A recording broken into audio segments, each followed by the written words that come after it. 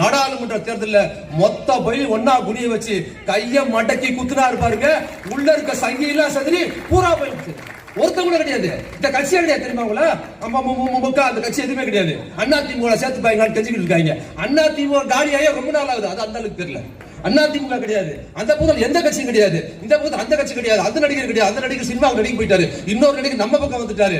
முன்னால என்னென்னமோ பேசுறாங்க. அவர் வந்ததுக்கு பிற்பாடு இன்னைக்கு திமுகவை வீழ்த்துவதற்கு ஒரு கட்சி கூட தமிழ்நாட்டில் கிடையாது. தெரிஞ்சு வச்சுங்க. அவ்வளவு ஸ்ட்ராட்டஜி, அவ்வளவு நிர்வாக திறமையோடு இருக்கிற ஒரு தலைவர். இந்த சின்ன பயில புதுசா வந்து என்ன பண்ற பாஜக நம்மளால ஒண்ணு பண்ண முடியலன்னு அதுக்கு முன்னால 2019 2 நடிகரை விட்டா மாதிரி இப்ப புதுசா 2 நடிகர் தூக்கி விடுறாங்க.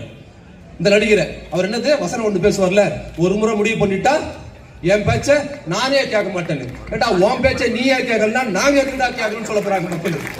என்ன ஏதாவது சொல்றது, அதாவது நம்மள திட்டத்தை அவங்களுக்கு வேற பாஜகவின் கை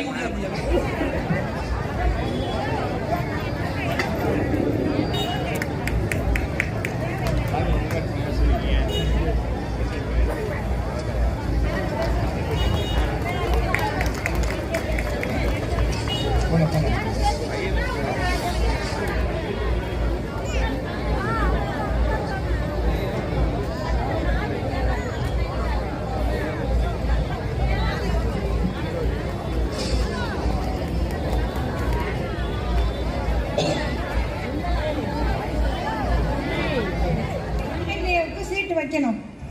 அப்படி பார்லிமெண்ட்டுக்கு கட்டினா எவ்வளவு எம்பி இருக்காங்களோ அந்த அளவுக்கு மக்களவைக்கு வைக்கணும். மக்களவைக்கு 534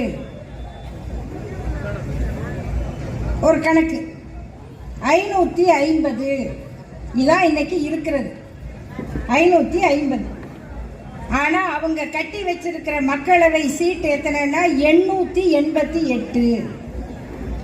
எப்படி கட்டினீங்க? 550 பேர் என்ன சேட்டு கடையில் இருந்தா வர்றாங்க? 880 பேர் உட்கார்ற இடத்துக்கு திண்டு போட்டு உட்கார்றதுக்கு. அப்ப மீண்டும் எண்ணிக்கை கூட போகுது. 254 பேர் இருக்க வேண்டிய இடத்துக்கு 380 சீட்டு போட்டிருக்காங்க மாநிலங்களவைக்கு. இது எல்லாம் செஞ்சு வச்சுட்டீங்க. இன்னும் அதை அறிவிக்கல. அறிவிக்கிறதுக்கு முன்னால் முதல் தாக்குதலை எடுத்து விட்டார் தமிழ்நாட்டின் முதல்வர். இதை எப்ப இவங்க அறிவிப்பாங்க தெரியுங்களா? தேர்தல் மே மாசம் வருதுன்னா ஜனவரி மாசம் கணக்கெடுப்பாங்க. அவசரமா நம்ம எதையும் செக் பண்ண கூட முடியாது. அவசரமா கணக்கெடுப்பாங்க. கணக்கெடுத்துட்டு மார்ச் மாசம் வெளியிடுவாங்க.